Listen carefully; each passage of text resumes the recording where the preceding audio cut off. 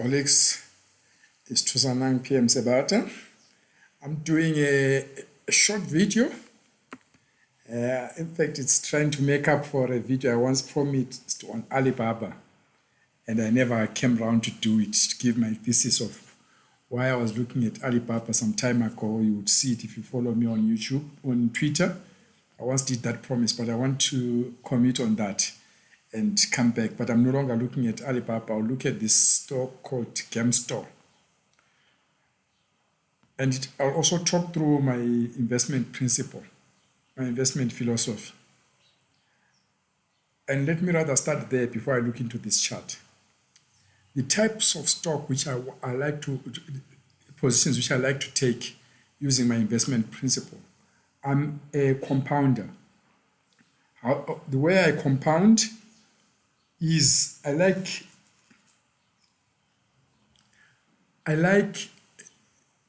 making my own 5-10 baggers. I don't want the market to do it for me. I do it for myself. So if a market would move about 20%, I can engineer a 5-bagger. But how do I do it? I have a few core skills which I use. My key core skill is that I'm able to pick the bottoms of the markets and the tops of the markets. Then I use options to structure my trades to get some serious leverage, where if it moves about 20%, I can generate a 5-bagger. Then go and pick another stock, generate a 5-bagger again.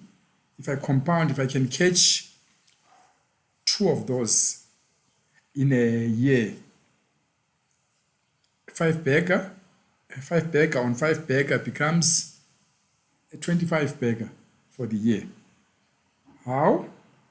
Let's suppose I have 1,000 and I catch a 5-bagger, that 1,000 becomes 5,000. And take that 5,000 and catch another 5-bagger on that 5,000 becomes a 25,000. So I would have turned a 1,000 into a 25,000. Great returns, sound very ridiculous. They are doable in this market, but let me just illustrate at a higher level, and even my option structuring, I'll try and keep it basic, but I'll give you some details into how the complex one is done. And I'll use that concept to, and also on my investment philosophy, I don't believe in you win some, you lose some. Now, I'm more on Munesh Parabai's principle of saying, when I win big. When I lose little. I've even tried to improve on that one. When I win big. When it doesn't go my way, I win very small. It's not about losing, it's about winning smallish or winning big. That's how my investment structuring is brought up, and that's how I position my trades. So the concept of losing, I don't really like it, and I don't structure my position with that probability. I'm a big guy on having portfolios being insured, and insured at no cost. But let's take an example and walk you through. This GME, why did I pick it? It was not my idea. I could have done a screen and got it, but it was not really my idea. I picked it up this afternoon when I opened my chart. I came to these guys whom I follow, Citron Research. They were talking about this stock that tomorrow they're going to be doing some commentary on GME. Then I thought, why let me go and see what they are seeing. Because they are saying buyers at these levels are suckers at the poker game. Thought, that's a big word. Let me go and see what they are doing. So this is where the whole thinking about the stock came about. And once I saw it, I thought it was the best idea to present my investment philosophy and how I would tackle such a trade if I were to choose to do it. So first up, I want to see the fundamentals. I looked at this chart and from FinViz now. So yes, this is a weekly presentation, weekly chart. So yes, it's been crazy. Beginning of the year, it has really rocketed. From just under 20, where now it even touched 40, and currently is trading at 38. The markets are open. So it's almost double where it is it was at the beginning of the year. Great move. What do these guys do? They are specialist retailer. I don't expect this from this sector, but yeah, that's what it is. Then I looked at the fundamental summary from Finviz. It's not a big company. It's not a type of company I would generally jump into. 2.7 billion. I prefer 10 billion and above. But I do sometimes come fishing at the bottoms here. I do come fishing if the bite is very tempting, like in this case. And since this company has been going up, I'll be more interested in shorts.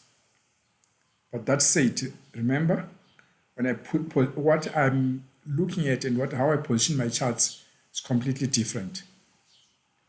This one, I would be thinking more of shorting it. Let's go. This company is not making any money. It's losing money. It's got options and it's shortable. I like that. This is a screen which I do. If I find there's no options to it and it's not shortable, I won't even bother to go further.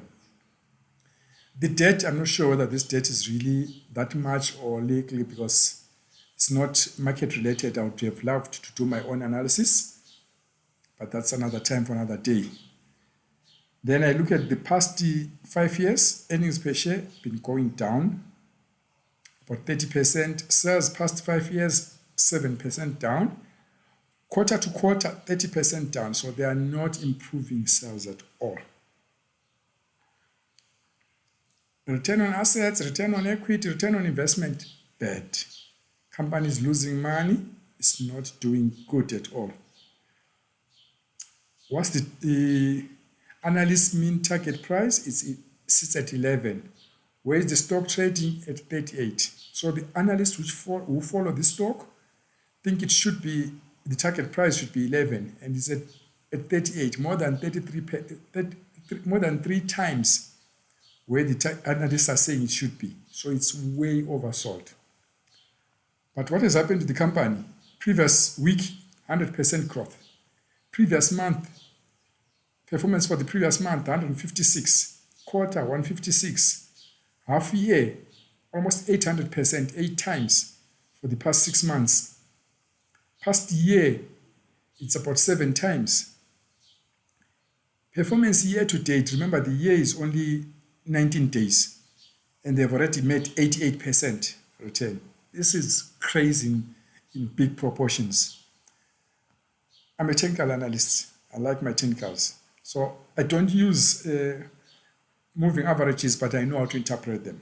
So when I see something trading at a price which is about more than 300% above the 200-day moving average, I know we have an issue to attend to.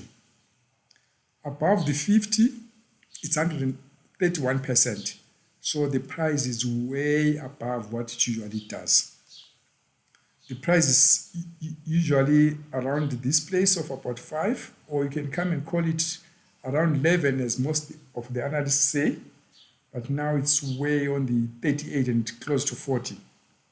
So from this desktop analysis, I know this company is way overbought. I also check some reports. I like checking these reports from Street Quant. What are the analysts saying here on Street Quant? Yes, their recommendation is sell.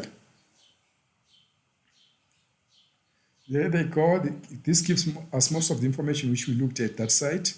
But I also like to look at this comparison with the other stocks. Here's GME, way unfavorable compared to its competitors. Way bad. Just looking at this, I won't touch it for the long. Looking at this revenue growth, I wouldn't touch it for the long. But when I'm shorting, it's a nice target to go after. That said, I went and pulled my standard template using the weekly chart also. You'll notice the price doesn't look dramatic going up there, but this is parabolic. I'm using log scale. That's why it doesn't look that. But if you look at the price in there, at that level, they were at 5. Now we're at 30. It's currently trading at 39. So it's it's moved big time. And all this in a space of just from April to up there. And what are my charts telling me? They are all grouped there at the top. RSI is at 84. Stochastic is at 79. They are all way overbought. And when these are grouped, as I said in the beginning when I was explaining my investment philosophy, that I prefer, I'm good at picking the tops and bottoms. When these are grouped, it usually gives me an indication that's at the top, especially when the grouping coincides with the RSI being above its top level there of 70 and RSI being above 80. I'll just pick one or 2 points to illustrate that at these levels there, we're in a topping zone. That's why it dropped. At these levels here, it was at the bottom. They were all grouped at the bottom, this below. What happened to the price? It turned upwards. So that's aside. But this for me is a topping zone. Then if it's a topping zone, how does my philosophy of trading this come in? My philosophy, one of the bases of my investment philosophy is this. The market does three things. It can either go down, stay flat, or go up. So whenever I'm putting a position, I like to know whether the market is at a topping zone or at a bottoming zone. If it's at a topping zone, there's a high probability it will turn downwards or stay flat. So automatically there, the market is telling me that there is a probability of two scenarios: up, going down, or staying flat. Right. That said, so whenever I put a position, when the market stays flat, I don't lose money. Because when I enter my positions, I make sure that I enter them for a credit. The option structuring will be for a credit. So if it stays flat, I won't lose money. So there are now two scenarios left. Will this market go up or down? This one is likely to go down, but yeah, I've already removed 1/3 of the chance of me losing money. So I'm left with these two. What do I do in this scenario?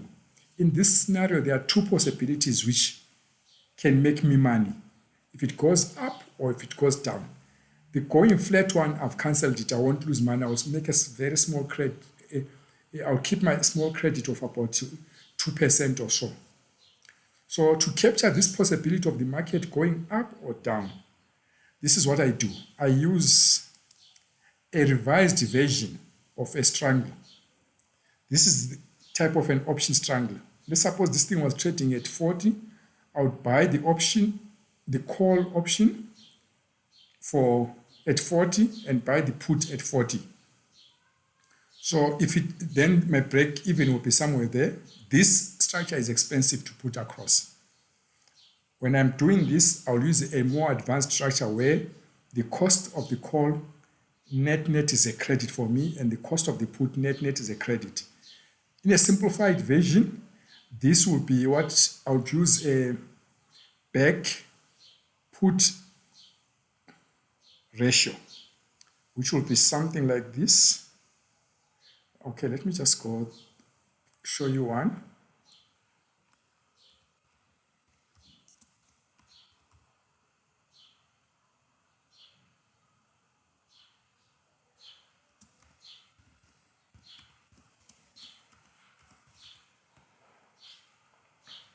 Don't know what I was typing there.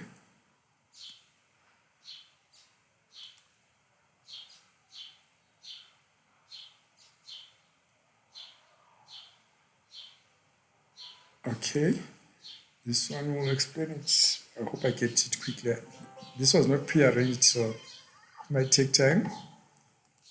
I hope it doesn't do long introductions. La, la, la.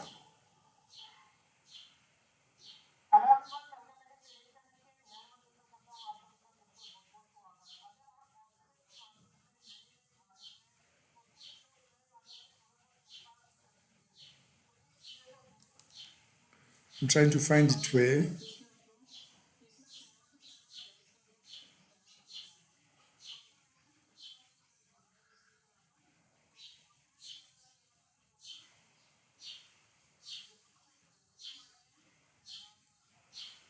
My apologies, guys. These guys keep talking too much. Just want a simple illustration, not somebody beeping too much. Oh man. Okay, I'll go with this one. I hope it doesn't waste time. I just want to see the picture. The call ratio backspread option strategy. The call ratio backspread is a bullish option strategy and the reverse of the ratio call spread. Whereas a standard ratio spread seeks to profit from neutral market conditions, backspread, while the $45 port calls will be at the money. Okay, this is what I was explaining there. That if I buy with a small credit here, they've got it flat. If I buy with a small credit, it will be like that way. So net, this thing would have cost me, would given me money instead of costing me money. But there will be money held in margin, fine. And I'll do the same because this one will be on the call side going that side. Remember that struggle was like this, was a proper V. But this time, by selling this call here, it will finance most of these. If I sell one there and buy two here, it will finance most of these. That's where we get a call ratio backspread. You do the same with a put call ratio spread, then you get that V which we had previously for net credit. This is the simplest version I can explain to you to get net credit to put that position together. But there are more advanced ones which will even reduce your cost and the angle of the slope of this tool. But yeah, that's a little bit advanced. But you get the gist of my story, that when I'm here, I will get calls to the upside and puts which benefit when it goes down. For a credit, I'll be paid to put this structure in. So that when the market, if this market was to continue going up, I'll make money. If it continues going down, I'll make money. And what happens? If it continues going that way, with my put making me money, this one, once we pass 40, it will net off my credit of about 1%. And I have no longer any issues with this one. I can wait for it or close it as soon as it's showing any positive sign. And my back ratio put spread will be making money. So this is the structure which I would put there to make sure that I benefit from both sides. So the market being here, I would be expecting it to go down, but I don't argue with Mr. Market.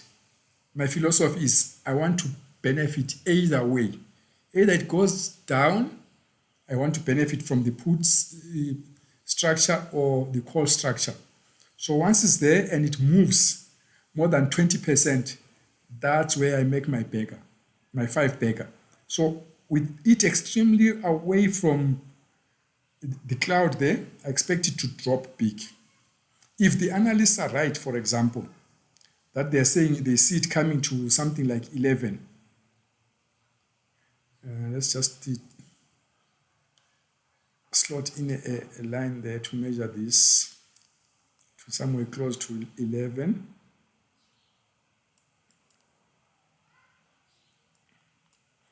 Just want to see what the percentage. This will be about 68%. Sorry, about 70% drop if it gets to 11, where the analysts are saying. But I'm more interested in something like a 20%.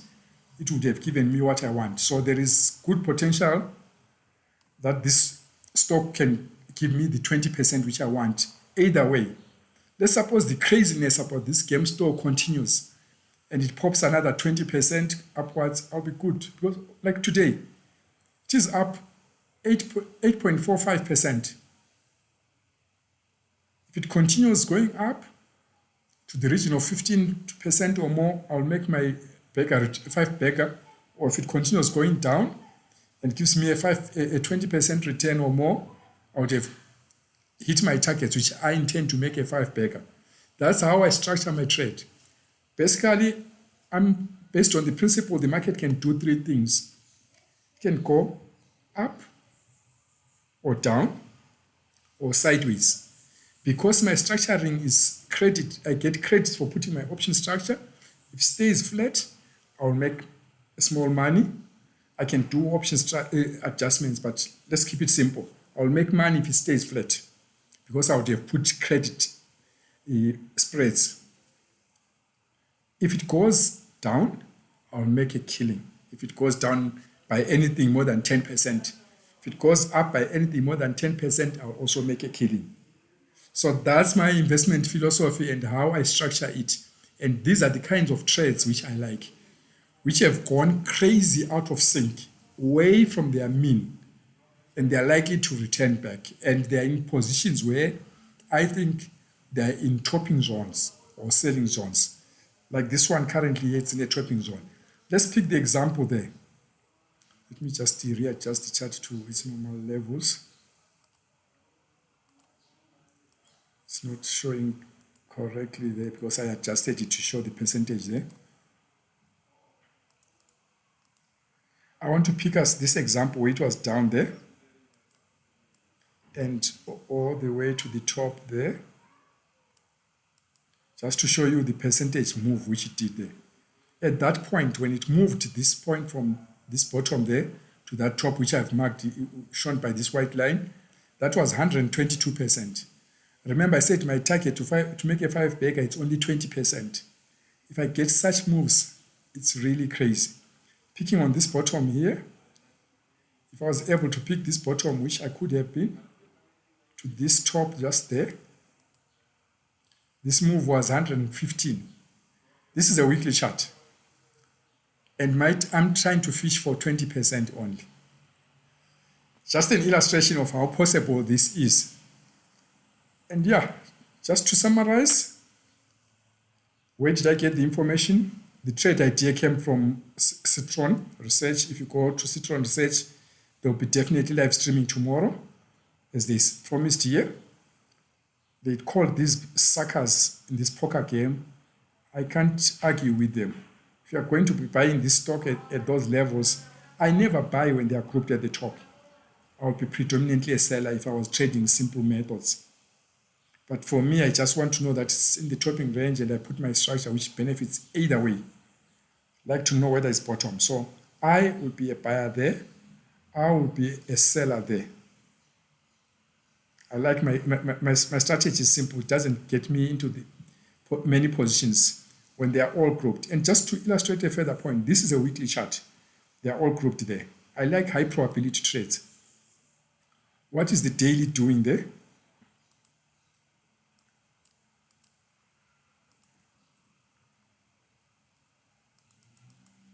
The daily is also just left its grouping there. What is the monthly doing?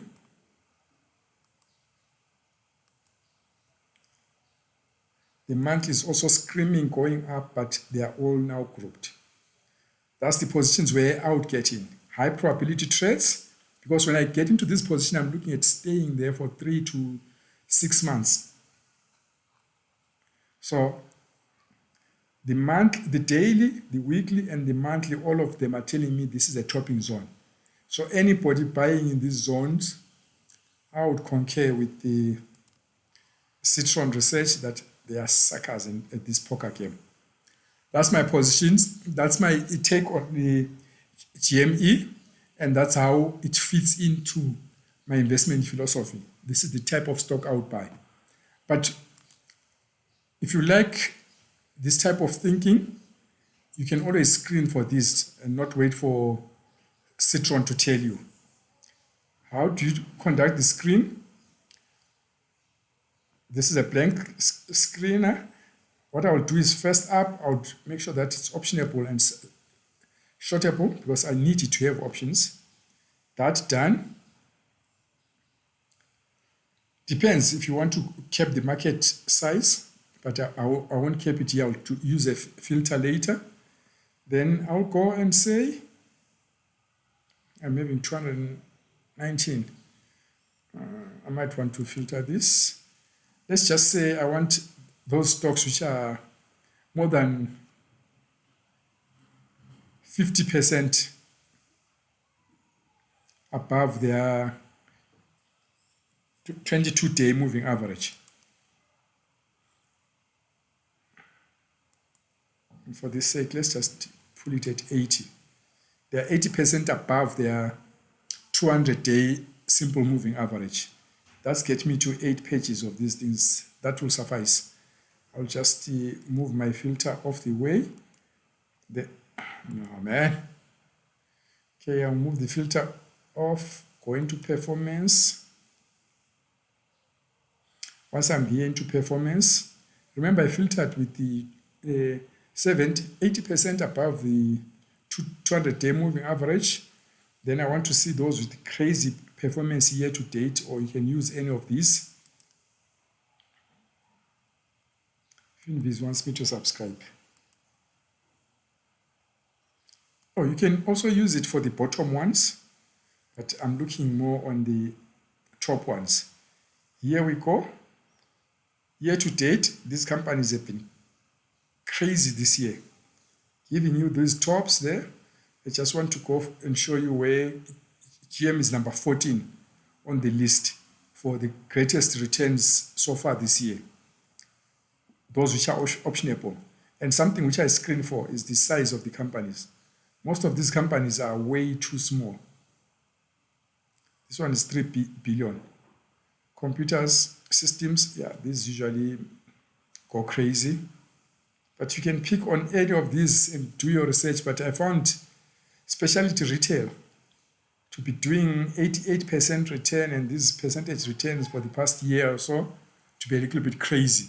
So you can filter it this way and play your games. But yeah, in essence, I give all the shouts to Citron Research. They helped me to pick to show me one of the companies which I could use to illustrate my investment thesis. My investment thesis, I like companies which are grouped at the top in all 3 time frames, which I look at the daily, weekly, and monthly.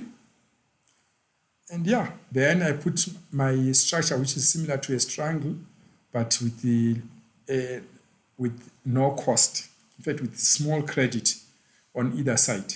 So net, I would have put this for a credit, and if it goes by more than 20% up or 20% down, I will bank a 5-bagger.